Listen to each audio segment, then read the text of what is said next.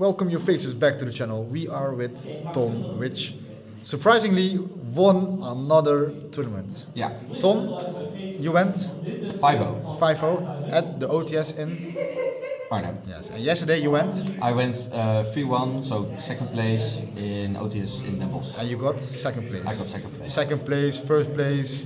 He keeps topping events. Can we see your deck profile? Yeah, of course. It will be irrelevant in a couple of weeks, but still, it's good stuff. So it's the beautiful engraver mat, finally. It's Snake Eye Fiendsmith, so the first ratios are really standard, so 3 ash, 2 poplar, 1 oak, and 1 flamberge. I played Viking. I'm still 1 flamberge is enough, even in this build. We also played brick, the best brick because it outs a lot of shit, and it's good. Okay. Then for another engine, we have our 3 DLL stars, our starters.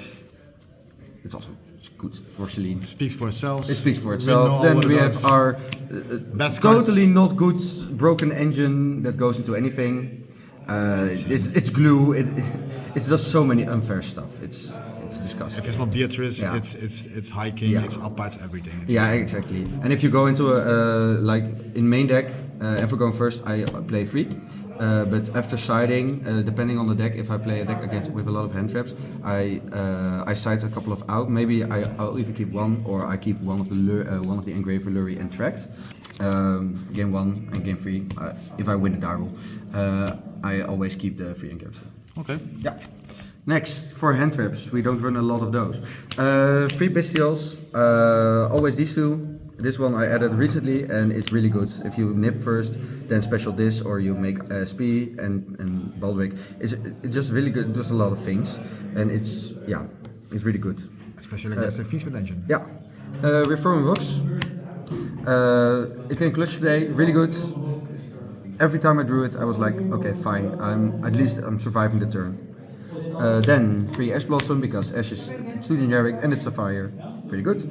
My Spice spell for the main is Mulcharmy.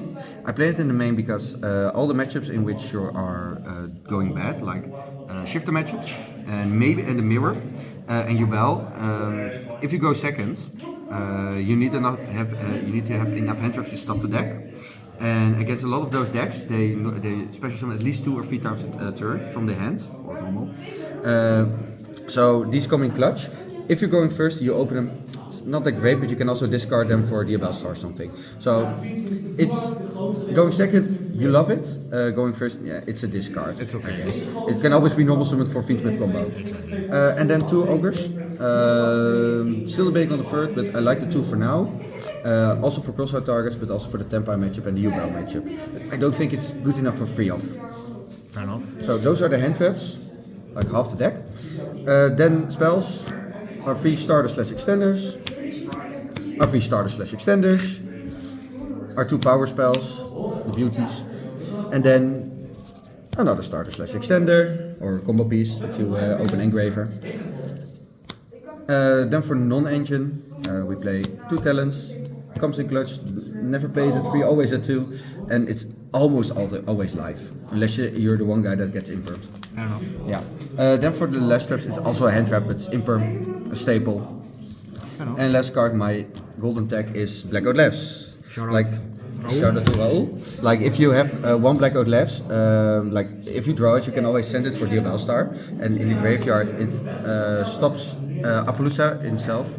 And in combo, if you have like another body for OSS or just from playing your combo out, you can make Beatrice, and mostly you make Beatrice going game 2 and game 3, or if you get interrupted that you go into the Fiendsmith line.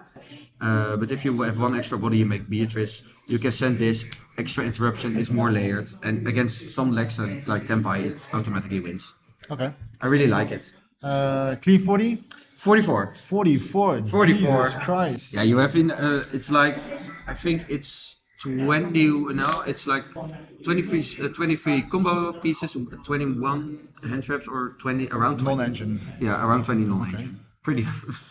Let's go to The extra deck, so the Link deck. 1 Anima, IP, Phoenix, Charmer, SP, Standard Link, Links.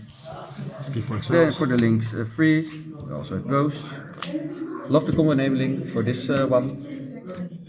Link Force, we have Appo and Access Code. I decided not to play extra deck monsters in the side.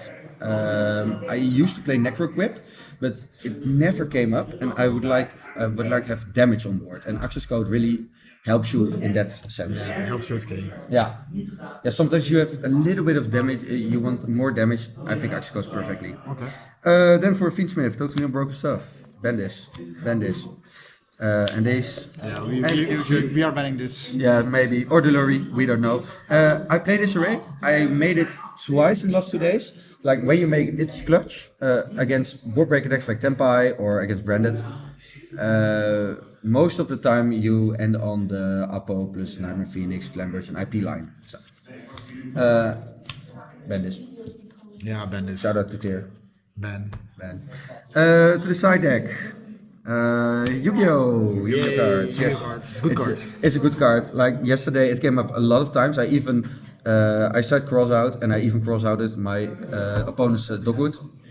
Like it's so clutch, and it makes together with the Mulcharmy. If you go second, like 20 minutes on the clock, even if it's game 2, if you go second and you open either Mulcharmy or this, it makes plays for your opponents like at least weird, and they're gonna make mistakes or not playing as efficiently. Most boards will be either mid or They have to make choices. weird. Yeah, They have to make choices. they have to make choices, and people can't take stress from those choices. Then I like board breakers. So for Rescues, for example, or back row decks, I just like these. They can conflict with the Nips and the Bestials, but most of the time, if in Fiendsmith matchups, they get sent to the graveyard anyway, or they get outed, or like nobody gives a free Nip and lets it stay. It works. It helps a lot. Free crossouts because we play mirrors. We don't want to get hand trapped. Sometimes also for breakers, like for breaker decks. Really good.